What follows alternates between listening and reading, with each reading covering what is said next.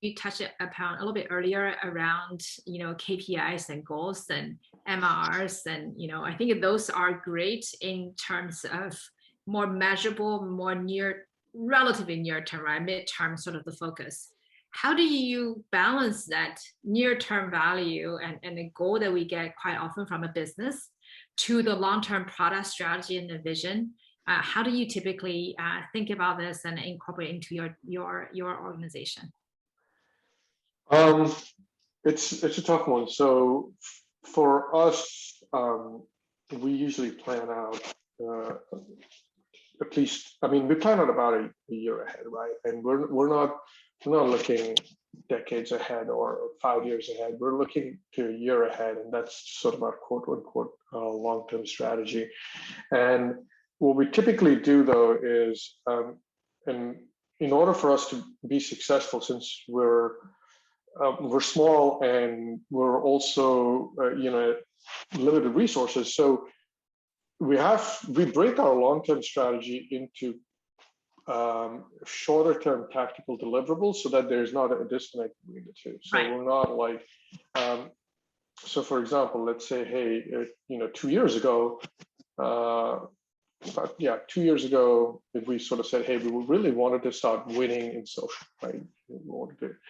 And we start building our MVP of our product like about 18 months ago, and the product's been on the market since then. And we have been slowly iterating on that. And the thing about the way we and the situation we're in is it's you build, you sort of test and iterate and launch. It may be an MVP or slightly less than MVP, slightly more than MVP.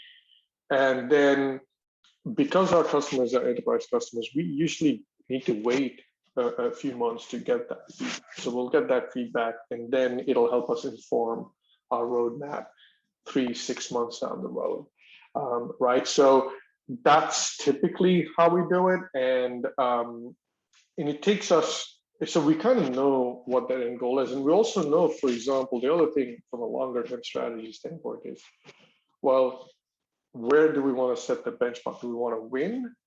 Do we want to get to parity? Or do we just want to scratch the surface?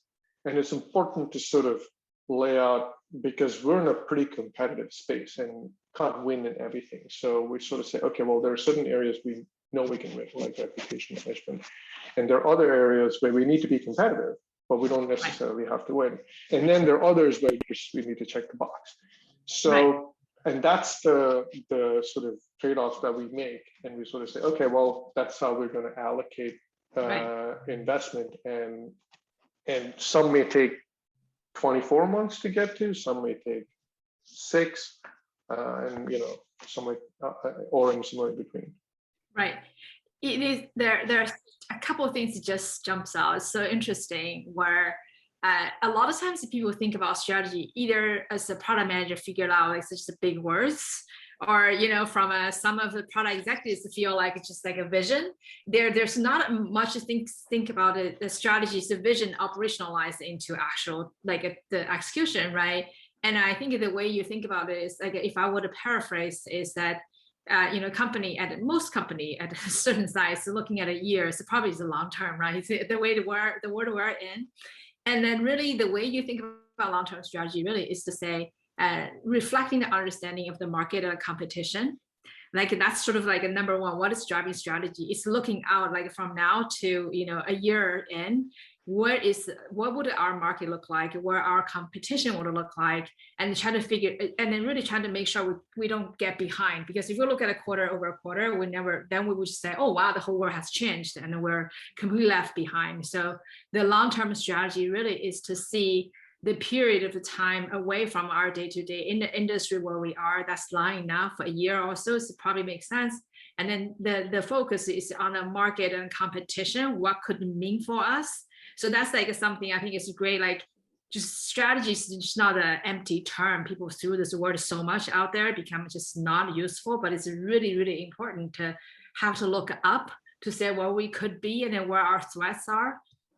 The second part I really it's so cool that you said that's exactly how we think about that as well, is to sort of like, is to win, is the checkbox, or it is just not become a no, right? People won't turn you down because you don't have it. You won't win, but you're gonna have to have that, right? Sort of the hygiene feature. I think these three categories so funny, because I remember we had on one of the strategic sessions with the Brent Baum. So do you remember Brent was used to lead PayPal Europe, and he's still is the CEO at BigCommerce. One of the first session we did, he joined, was like exactly going through the three categories of things, of sort of the winning, the differentiators, the checkbox versus the hygiene which you have to do. It's really cool to hear you say exact the same kind of the categories of things.